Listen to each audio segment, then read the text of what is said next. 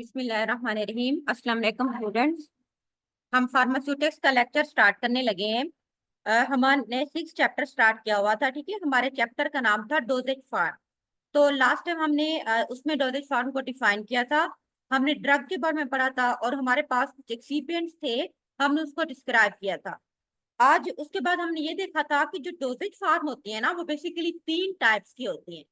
एक हमारे पास होती है लिक्विड डोजेज फार्म, जिसमें हमारे पास सिरप, ठीक है, सस्पेंशन, उसमें सोल्यूशन, उसके बाद ऑइंटमेंट्स, टिंचर टिंचर वगैरह, ये सारा कुछ आ जाता है। उसके बाद हमारे पास है जो सेकंड थी ना, तो वो थी semi solid dosage form. Semi solid dosage form में हमारे पास क्रीम्स आती हैं, ठीक है।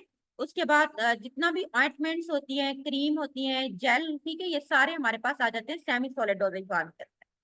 उसके बाद हमने तीसरी टैब्स पढ़ी थी solid dosage form. Solid dosage form के अंदर हमारे पास बेसिकली आ जाती हैं टैबलेट, ठीक है, कैप्सूल, पाउडर, जितना भी ये ड्राई पाउडर होते हैं, जिस तरह ओआरएस के साशे हो गए या ड्राई मिल्क वगैरह होता है, तो ये सारा हमारे पास आ जाता है सॉलिड डोजेज फार्म के अंदर। तो आज हमारा टॉपिक है लिक्विड डोजेज फार्म, ठीक है। जिस तरह ये देखिए, आप इसमें देख सकते हैं सिरप है, ये सारे बोतल वगैरह, एरोसोल, ये जिसका आपको नजर आ रहा है, ठीक है, स्प्रे वगैरह के फार्म में होते हैं।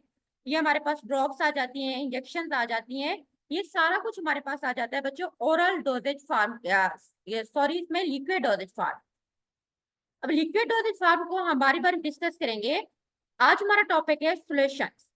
के सॉल्यूशंस क्या होते हैं, ठीक है, ये हमारे पास डोजेज फार्म है लिक्विड डोजेज फार्म। तो इसकी डेफिनेशन है कि solution may be defined as the mixture of two or more components that form a single phase which is homogeneous and clear। solution क्या होता है कि solution बेसिकली जिसमें हम दो या दो से ज्यादा कंपोनेंट को आपस में इस तरह से मिक्स करते हैं कि वो मुकम्मल तौर पर मिक्स हो जाता है। सिंगल फेज मीन कि दोनों फेज जो है ना, जो दो चीजें हम एक दूसरे के अंदर बेसिकली मिक्स करें ना, तो वो दोनों चीजें जो है ना प्रॉपर एक दूसरे के अंदर मुकम्मल तौर पर मिक्स हो जाती हैं। तो हम इस तरह की एक सोल्यूशन को हम होमोजेनियस सोल्यूशन कहते हैं।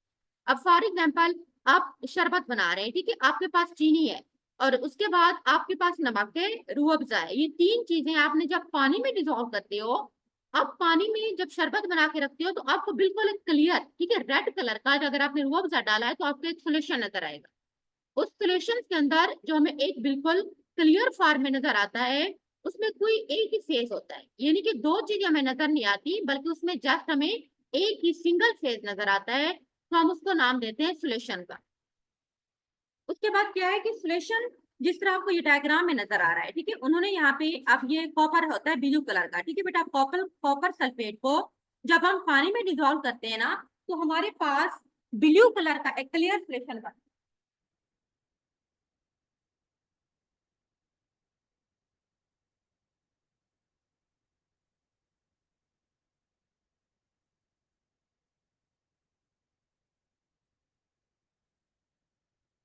तो इस तरह आप इस डायग्राम में देख रहे हैं, ये आपको इसके अंदर, ठीक है, ये फ्लास्क है हमारे पास, ये जो आपको इस तरह का बीकर नजर आ रहा है ना, ये हमारे पास फ्लास्क होती है। इस फ्लास्क के अंदर जो हमारे पास ब्लू कलर का एक क्लियर सोल्यूशन है, वो है कॉपर सल्फेट का। कॉपर सल्फेट को जब हम पानी में डिजोल्व करते हैं, उसको अच्छे से मिक्स करते हैं, तो हमारे पास एक क्लियर सोल्यूशन बन जाता है। तो इस तरह जो सोल्यूशन जो होता है, हम किस तरह से बनाते हैं कि दो चीजों का कॉम्बिनेशन होता है या दो से ज्यादा चीजों का। फॉर एग्जाम्पल, जब हम सॉलिड को लिक्विड में डिजोल्व करते हैं, अब जिस तरह नमक है, ठीक है, ये हमारे पास चीनी है, ये हमारे पास कॉपर सल्फेट है, एक सॉलिड है, हम उसको जब पानी में डिजोल्व करेंगे, तो हम कह सकते हैं कि सॉलिड और लिक्विड का कॉम्बिनेशन है। इसी तरह हम बात करते हैं कि वो लिक्विड और गैसेस का कॉम्बिनेशन भी हो सकता है। जिस तरह हमारे पास एरोसोल्स होते हैं, एरोसोल्स में क्या होता है, बॉडी स्प्रे वगैरह ये सारे होते हैं, इसमें बेसिकली गैस और लिक्विड दोनों फेज होते हैं। उसके बाद हमारे पास है in pharmacy, most of the solution are prepared by dissolving a solid, liquid या गैस इन अदर लिक्विड। ऐसे करते ना, सॉल्यूशन का मतलब होता है कि एक जो कि हमारे पास लिक्विड डोजेज फॉर्म, वो हम मोस्टली तौर पर एक लिक्विड के अंदर या तो कुछ सॉलिड डालेंगे, जिस तरह हमने कॉपर सल्फेट तैयार किया, या लिक्विड को लिक्विड में डालेंगे। इसकी एग्जाम्पल होती है हमारे पास इमल्शन। फॉर एग्जाम्पल, आपके पास ऑयल है, जब ऑयल को आप पानी में डिजोल्व करोगे, तो आपके पास इमल्शन बन जाए। इसी तरह हमारे पास एरोसोल्स है, एरोसोल में हम बेसिकली गैस डालते हैं ना, जिस तरह बॉडी स्प्रे होती है या एयर कंडीशनर हमारे पास होते हैं रूम्स में, जो हम स्प्रे वगैरह करते हैं, तो ये हमारे पास होते हैं एक फेज गैसेस हम उसको बेसिकली लिक्विड के अंदर डिजोल्व करते हैं। अच्छा, उसके बाद हमारे पास एक कंपोनेंट, जो सोल्यूशन होता है ना, उसके दो कंपोनेंट होते हैं। एक को हम नाम देते हैं सॉल्वेंट का, दूसरा हमारे पास होता है सोल्यूट। तो पहले हम देखते हैं कि सॉल्वेंट क्या होता है और सोल्यूट क्या होता है, इन दोनों की आपको डेफिनेशन आनी चाहिए। सॉल्वेंट जो होता है वो basically liquid portion of a solution in which an other substance, for example salt या शुगर या copper sulphate, is dissolve to form a solution is called solvent. Solvent mean जो हमारा वाटर है, ठीक है, हमारा वो लिक्विड पोर्शन जो हम मैक्सिमम ले रहे हैं, जो हमारा पानी है, जिसके अंदर हमने अपने दूसरे सब्सटेंस को, जो हमारे पास नमक है, जो हमारे पास शुगर है, ठीक है, हमने उसको डिसॉल्व करना है, हम उसको सॉल्वेंट कहेंगे। आगे हमारे पास सोल्यूट क्या होता है। सोल्यूट मीन एक ऐसा सब्सटेंस जिसको हम डिसॉल्व करते हैं इनटू अदर सब्सटेंस जो कि सॉल्वेंट है, टू फॉर्म ए सॉल्यूशन। यानी कि सोल्यूट वो चीज है जिस तरह जो चीनी या नमक, ये हमारे पास सोल्यूट है जो हमने डिसॉल्व करना है अपने सॉल्वेंट के अंदर, ठीक है, तो एक सॉल्यूशन बनाने के लिए। या आप ये कह सकते हैं कि solute is a substance that create a solution when dissolve by a solvent. Solute वो सब्सटेंस होता है जिसको हम सॉल्वेंट के अंदर डिसॉल्व करते हैं to form the solution. Solute can change its physical state. अपनी फिजिकल स्टेट को चेंज करेगा ना। फॉर एग्जांपल, अब साल्ट है हमारे पास। साल्ट जब बेटा हमारे पास डिसॉल्व करने से पहले हमारे पास सॉलिड फॉर्म में होता है ना, जो नमक होता है या चीनी है। लेकिन जब हम उसको पानी के अंदर डिसॉल्व करते हैं तो वही हमारा जो साल्ट होता है या हमारा जो शुगर है, वो बेसिकली कन्वर्ट हो जाता है लिक्विड के अंदर। तो फिजिकल उसकी चेंज स्टेट जो होती है वो चेंज हो जाती है। यानी कि अगर वो पहले सॉलिड था तो वो फिर किस में कन्वर्ट हो जाता है, लिक्विड के अंदर। यानी कि उसकी फिजिकल जो स्टेट है ना, वो बेसिकली चेंज हो जाती है। अच्छा, उसके बाद हमारे पास है इसके क्या एडवांटेजेस हैं, हम सोल्यूशन क्यों बनाते हैं, इसके क्या फायदे हैं। These are the homogenous. Homogenous mean completely तौर पे हमारे दोनों फेज एक दूसरे के अंदर डिस्ट्रीब्यूट होते हैं। They are more quickly effective than tablet or capsule because they are already in solution form and absorption start quickly. अब जो चीज हमारे पास बेटा लिक्विड फॉर्म में होती है या सोल्यूशन की फॉर्म में होती है, उसकी हमारी बॉडी के अंदर अब्जॉर्प्शन जो होती है ना, उतनी क्विक होती है एज कंपेयर टू टैबलेट या कैप्सूल, जो कि स्लोली तौर पर हमारी बॉडी के अंदर अब्जॉर्ब होती है। क्यों? क्योंकि जब हम कोई टैबलेट या हम कोई कैप्सूल लेते हैं, ठीक है, पहले वो हमारे स्टमक में जाती है। स्टमक में जाने के बाद उनकी ब्रेकडाउन होती है। ब्रेकडाउन होने के बाद फिर वो हमारी जो है ना सर्कुलेशन में शामिल होती है, तो उस पर टाइम लगता है। उस पूरे इफेक्ट को प्रोड्यूस होने के लिए वहां पे काफी टाइम लगता है। लेकिन जो सोल्यूशन होते हैं ना, क्योंकि वो ऑलरेडी हमारे पास सोल्यूशन लिक्विड फॉर्म में है, तो ये इसकी जो अब्जॉर्प्शन होती है ना हमारी बॉडी से, वो बहुत ही ज्यादा क्विक होती है। तो थर्ड नंबर पे हमारे पास ये they can easily colour, flavour and sweetening. हम जो सोल्यूशन बनाते हैं ना, हम अपनी मर्जी से उसको जितना चाहे मीठा कर सकते हैं, जो चाहे हम उसमें कलर ऐड कर सकते हैं, जो चाहे हम उसमें फ्लेवर ऐड कर सकते हैं। Children and patients who cannot follow tablet or capsule can easily ingest solution. ऐसे लोग जिनके लिए टैबलेट या कैप्सूल को निकलना बहुत मुश्किल होता है, ठीक है, जिनको कोई गले का प्रॉब्लम होता है या छोटे बच्चे जो होते हैं, तो उनको सोल्यूशन जो है ना इजीली वो ले सकते हैं। लेकिन सोल्यूशन बनाने के कुछ हमारे पास डिसएडवांटेजेस भी होते हैं। सबसे पहले ये है कि ये लेस स्टेबल है एज कंपेयर टू टैबलेट या कैप्सूल। क्यों? क्योंकि बेटा सोल्यूशन के अंदर बेसिकली पानी है, और पानी एक मीडियम है जहाँ पे मैक्रोब्स ग्रो करते हैं। सो इसमें इसके खराब होने के चांसेस ज्यादा होते हैं as compare to other product. इसीलिए हम कह सकते हैं कि सोल्यूशन जो है ना वो लेस स्टेबल है। दूसरे नंबर पे है कि in some medicament their unpleasant taste and flavour is difficult to mask. अब इस बात का ये मतलब है कि कुछ जो हमारे ड्रग, कुछ मेडिसिन ऐसी होती है ना जिनका टेस्ट बहुत ही ज्यादा कड़वा होता है और उनका फ्लेवर भी अच्छा नहीं होता। तो जब हम उनको सोल्यूशन की फॉर्म में बना देते हैं, तो जब मुंह में वो जाता है ना, तो हमें उसका बहुत बुरा टेस्ट फील होता है। और ये इसका एक नुकसान है, क्योंकि उस मास्क का मतलब होता है छुपाना। हम उस टेस्ट को छुपा नहीं सकते। अब इसकी एग्जाम्पल मैं आपको यूं देती हूँ कि जिस तरह टैबलेट होती है ना, आप देखते हो कि टैबलेट को कोट किया होता है। टैबलेट कोटिंग का मकसद होता है कि जो उसमें एक खराब टेस्ट है उसको हम छुपा लें, लेकिन सोल्यूशन के अंदर उस टेस्ट को हम नहीं छुपा सकते। उसके बाद हमारे पास एक टर्म है कि व्हाट इज सोलोबिलिटी। सोलोबिलिटी क्या होता है? The amount of substance that pass into solution in order to form a establish solution. एक सॉल्यूशन बनाने के लिए हम किसी भी अमाउंट की सब्सटेंस, किसी सब्सटेंस की अमाउंट जिसको हम डिसॉल्व करते हैं एक खास टेम्परेचर के ऊपर, ठीक है, और हमारे पास एक सॉल्यूशन बन जाए तो उसको हम सोलेबिलिटी का नाम देते हैं। यानी कि सोलेबिलिटी एक वो प्रोसेस है जिसके अंदर हम किसी भी सब्सटेंस को जब हम डिसॉल्व करते हैं किसी दूसरे सब्सटेंस के अंदर टू फॉर्म ए सॉल्यूशन, तो हम उसको सोलेबिलिटी कहते हैं। आगे लिखा हुआ है कि बीपी, बीपी का मतलब होता है बेटा ब्रिटिश जो होती है फार्माकोपिया, ये किताब है जो ऑफिशियल किताब होती है।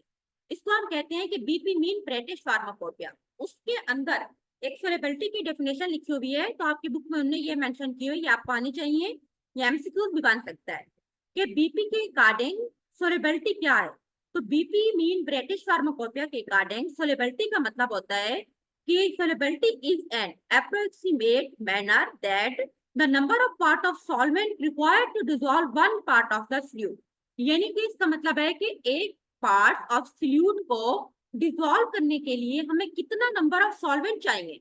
फॉर एग्जाम्पल, अगर हमारे पास 5 ml वाटर है, ठीक है, वाटर हमारे पास सॉल्वेंट हो गया।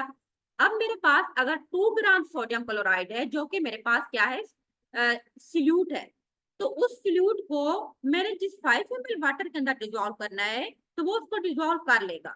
तो इस लिमिट को हम नाम देते हैं सोलेबिलिटी। यानी कि जितना हमने एक स्पेसिफिक उसकी अमाउंट रखी होती है। अब ये टेबल है बेटा, ये एमसीक्यूज के लिए आप लोग देख लेना, ठीक है।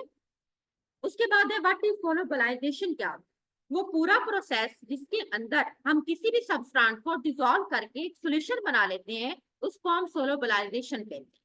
सोलबिलाइजेशन एक प्रोसेस है जिसमें हम किसी भी सब्सटेंस को जब दूसरे सब्सटेंस के अंदर डिसॉल्व करके एक सॉल्यूशन बनाते हैं, उसको हम सोलबिलाइजेशन कहते हैं। उसके बाद हमारे पास टॉपिक है ओरल सॉल्यूशन। ओरल सॉल्यूशन क्या होते हैं कि ओरल मीन जो हम बाय माउथ लेते हैं, ठीक है, ओरल रूट के थ्रू, बाय माउथ के थ्रू, मुंह के जरिए लेते हैं। According to BP, BP mean British pharmacopoeia, या आपकी ऑफिशियल बुक है। अब इसके अंदर वो कहते हैं कि जो डेफिनेशन लिखी हुई है कि ओरल सॉल्यूशन क्या है। Oral solution are the oral liquid containing one or more active ingredient dissolve in a suitable vehicle. जब हम व्हीकल मीन हमारा मीडियम जो पानी है, जब हम किसी भी व्हीकल या पानी के अंदर जब दो या दो से ज्यादा एक्टिव इंग्रेडिएंट को डिसॉल्व कर लेते हैं, तो इस तरह के सॉल्यूशन को हम ओरल सॉल्यूशन का नाम देते हैं। अब इसके बाद हमारे पास इसकी टाइप्स है बेटा ओरल सॉल्यूशन की। ओरल सॉल्यूशन के अंदर हमारे पास पहले नंबर पे है dry mixture for solution. Dry mixture for solution mean जिस तरह हमारे पास ओआरएस है, ओआरएस के साशे होते हैं ना, ये हमारे पास पाउडर होता है ड्राई फॉर्म में।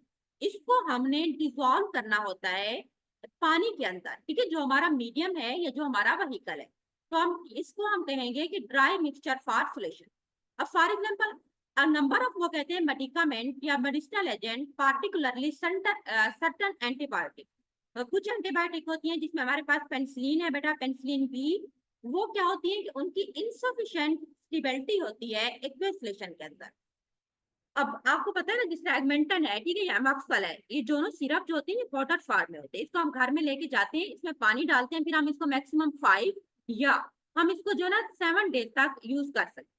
अब वो कहते हैं कि कुछ ड्रग ऐसे होते हैं, जिस तरह उन्होंने एग्जांपल दिए पेनिसिलिन की, कि ये जो है ना अगर हम इसको पहले से सॉल्यूशन बना के रखेंगे तो वो स्टेबल नहीं होगा।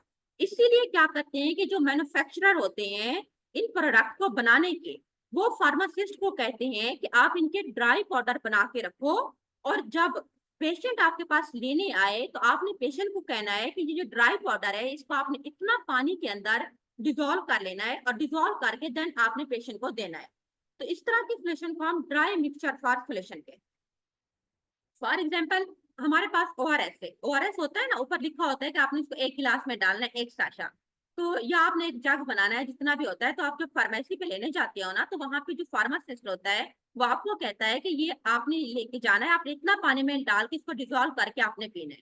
इसी तरह जो मेडिसन होती है, ठीक है, जिस तरह अमेक्सल हमारे पास आ गई, या हमारे पास एगमेंटन है, वो डॉक्टर आपको बताता है, या जो फार्मेसी पे आप जाते हो वहां पे जो फार्मासिस्ट होता है ना, वो आपको बताता है कि आपने इसमें इतना तक पानी डालना है। तो पानी डाल के आप बेसिकली सॉल्यूशन तैयार करते हैं। अब क्या होता है कि वो कहते हैं जो ड्राई पाउडर मिक्सचर होता है contain all the formulated component, उसमें सब कुछ होता है। उसमें हमारा ड्रग भी होता है, ड्रग मीन बेटा हमारा एक्टिव है। जिस तरह हम फॉर एग्जांपल अगर हम एगमेंटन की बात करते हैं, ठीक है, उसमें हमारा को अमक्सल, ठीक है, जो हमारा साल्ट होता है, एंटीबायोटिक बेसिकली होती है, हमने उसमें वो डाली होती है। वो हमारा एक्टिव होता है जो कि जख्म हो जाए या हमारा गला खराब हो जाए तो उसको ट्रीट करता है।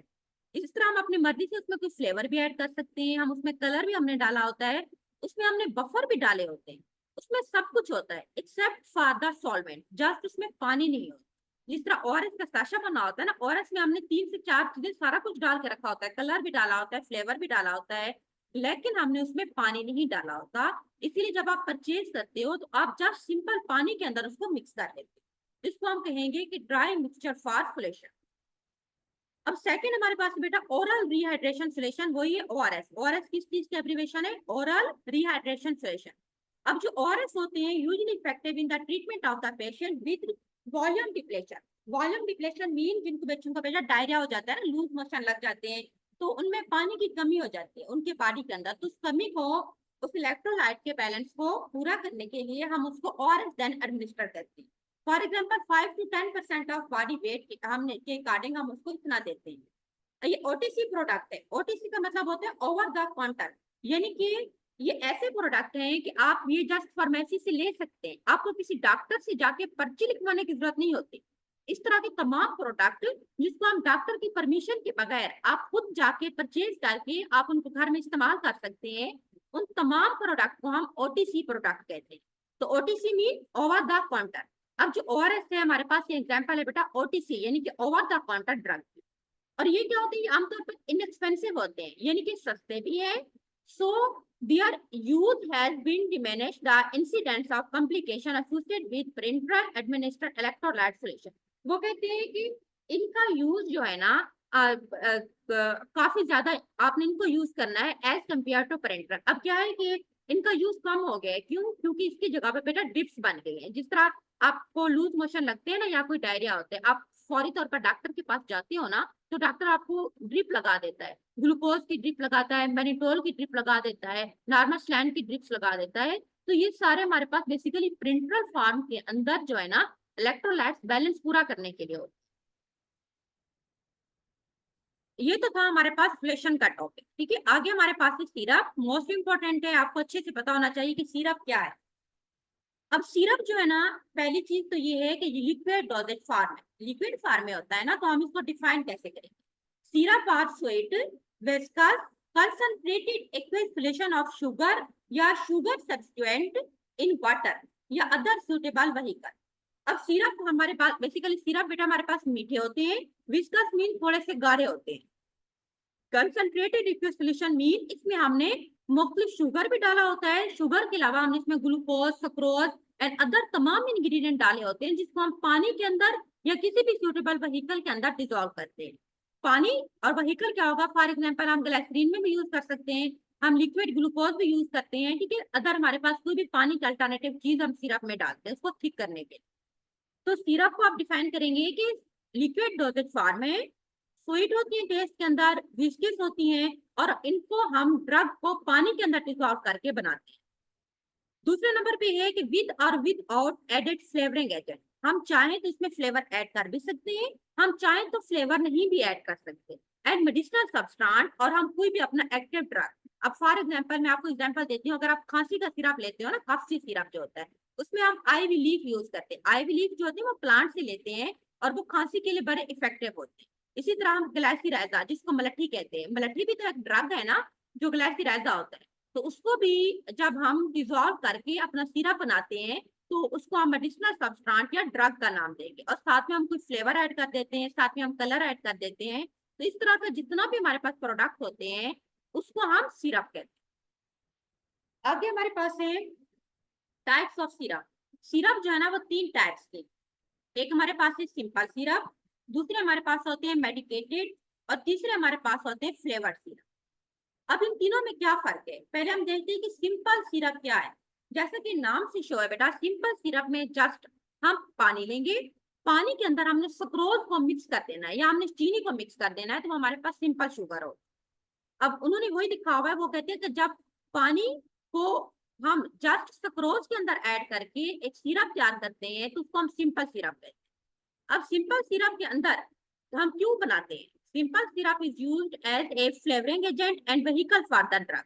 अब देखो, अगर आपके पास सिंपल सिरप बना होता है ना, तो आप जब चाहो अपनी मर्जी से उसमें कोई भी एक्टिव ड्रग ऐड कर सकते हो। आप चाहे तो उसमें फ्लेवर ऐड कर सकते हो।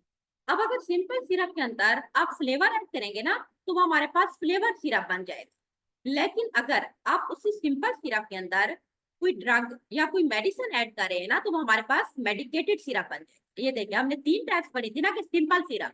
सिंपल मीन जिसमें हमने जस्ट वाटर और साथ में शुगर ऐड करना। मेडिकेटेड का मतलब है कि जो सिंपल सिरप हमने पहले बनाया था उसके अंदर हम अपना एक्टिव ड्रग ऐड कर देंगे, उसको हम मेडिकेटेड सिरप कहते हैं। उसके बाद हमारे पास है flavoured syrup. Flavour syrup mean नाम से शो है कि सिंपल सिरप के अंदर हमने कोई ना कोई फ्लेवरिंग एजेंट ऐड करते हैं।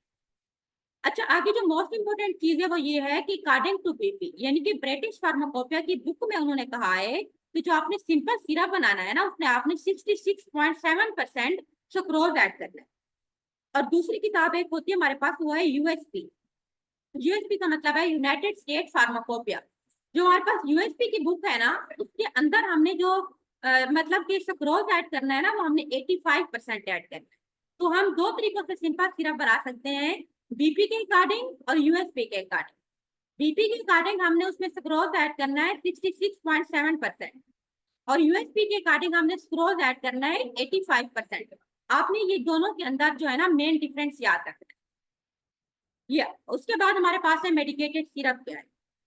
वो कहते हैं कि when aqueous preparation contains some medicinal agent then syrup is called medicated syrup। Medicated syrup नाम से शो है कि जब हम सिंपल सिरप के अंदर अपना कोई एक्टिव या ड्रग ऐड कर देते हैं तो हमारे पास मेडिकेटेड सिरप बन जाता है। या आप ये कह सकते हैं कि solution of medicated substance in which sufficient sucrose is dissolved to produce a syrup। अब ये नहीं, वही सिंपल एक ही बात है कि हमने पानी लेना है, ठीक है, उसमें हमने सुक्रोज ऐड करना है। सुक्रोज मिक्स करने के बाद हम उसमें अपनी मर्जी का जो ड्रग ऐड करना चाहें, अगर हम खांसी का सिरप बना रहे हैं ना, तो हम जाहिर सी बात है उसमें ड्रग आईवी लीफ डालेंगे या हम उसके अंदर ग्लाइसिराइजर डालें। इसी तरह अगर हम स्टमक के लिए एसिडिटी के लिए कोई यूज कर रहे हैं ना बेटा, तो उसके लिए हम मिंट डालेंगे, ठीक है। मिंट जो होता है वो हमारे स्टमक के लिए बड़ा अच्छा होता है। हम चाहें तो उसमें कोई फेनल डालेंगे। ये सारी मैं आपको हर्बल मेडिसिन के बारे में बता रही हूँ। अच्छा, उसके बाद है कि दीज आर प्रिपेयर्ड, हम कैसे तैयार करते हैं ये syrup, by combining each of the individual component of syrup. Syrup के अंदर हम जो मुख्तलिफ चीजें डालते हैं ना, फॉर एग्जांपल हमारे पास सक्रोज है, सक्रोज के अलावा हमारे पास पानी होता है, हम उसमें फ्लेवर ऐड करते हैं, हम उसमें कलर ऐड करते हैं, हम उसमें therapeutic agent, therapeutic agent mean जो हमारा मेडिसिनल एजेंट है यानी कि जो एक्टिव है। अब जिस तरह मैंने आपको कहा है कि अगर आप खांसी का सिरप बना रहे हो ना, तो आप उसमें जो एक्टिव डालोगे वो हमारे पास आईवी लीफ होते हैं या हमारे पास होती है ग्लाइसिराइजर, तो इसको हम बोलेंगे थेराप्यूटिक एजेंट। क्लियर है। उसके बाद हमारे पास है एन अदर डिजायरेबल इंग्रेडिएंट। इसके अलावा हम जो चाहें अपनी मर्जी से अपने सिरप के अंदर दूसरी चीजें भी ऐड कर सकते हैं। They are implied in therapeutic. बेटा थेराप्यूटिक का मतलब होता है कि branch of medical science in which we study the treatment of disease, जिसमें हम किसी भी डिजीज को ट्रीट करते हैं ना, उसको हम थेराप्यूटिक कहते हैं। तो मेडिकेटेड सिरप नाम से शो है कि ये वो सिरप होते हैं जो किसी भी बीमारी को ट्रीट करने के लिए यूज होते हैं। Medicated syrup consist of sucrose mixed with solution of other substance, यानी कि हम ड्रग को सक्रोज में ऐड करते हैं या दूसरे सब्सटेंस वगैरह ऐड करते हैं। अच्छा, उसके बाद हमारे पास तीसरे नंबर पे हमने पढ़ा था ना कि फ्लेवर्ड सिरप, या हम इसको नॉन मेडिकेटेड सिरप भी कह सकते हैं। अब इसमें सब कुछ हम डालेंगे, इसमें बेटा हमने सुक्रोज भी डालना है, कलर भी डालना है, इसमें हमने फ्लेवर भी डालना है, लेकिन इसके अंदर हमने अपना ड्रग नहीं डालना, क्योंकि नॉन मेडिकेटेड है ना, तो हम इसमें मेडिसिनल एजेंट या अपने ड्रग को नहीं डालेंगे, जिसको हम नॉन मेडिकेटेड सिरप कहते हैं। Syrup not contain medicinal substance but contain various pleasant flavored substance are called flavor syrup। यानी कि इसमें कोई ड्रग नहीं होता, लेकिन अच्छे खुशगवार इसमें हम क्विनो की फ्लेवर ऐड करते हैं, तो हम इसको फ्लेवर्ड सिरप कहते हैं। These syrup are added in preparation of medicated syrup। अब हम क्यों बना के रखते हैं, देखो बेटा जो मेडिकेटेड सिरप होती है ना, उनका भी तो एक फ्लेवर होता है ना। तो जो जिस तरह हम मिंट फ्लेवर की, मैं फ्लेवर की बात कर रही थी, स्टमक के लिए देते हैं ना, तो उसका आपको देखो मिंट का आपको जैक आता है, इस तरह के आपने कभी अगर प्रोडक्ट यूज किए हो तो फ्लेवर सिरप बनाने का मकसद है कि हम उसके अंदर अपने ड्रग को जब चाहे ऐड कर सकते हैं, ठीक है। फॉर एग्जांपल कोका सिरप जो होता है, ठीक है, उसमें हम कोका फ्लेवर ऐड करते हैं, ऑरेंज सिरप के अंदर ऑरेंज फ्लेवर, रसबेरी के सिरप के अंदर हम जो है ना स्ट्रॉबेरी वगैरह ये सारे फ्लेवर ऐड करते हैं। उसके बाद है यूज एंड सिग्निफिकेंस। सिरप क्यों यूज करते हैं? Syrup are use as a vehicle for drug substance, ताकि व्हीकल का मतलब होता है कि मीडियम, हमने ड्रग के जो होते हैं हम उसको पानी या सिरप के अंदर डिजोल्व कर लेते हैं।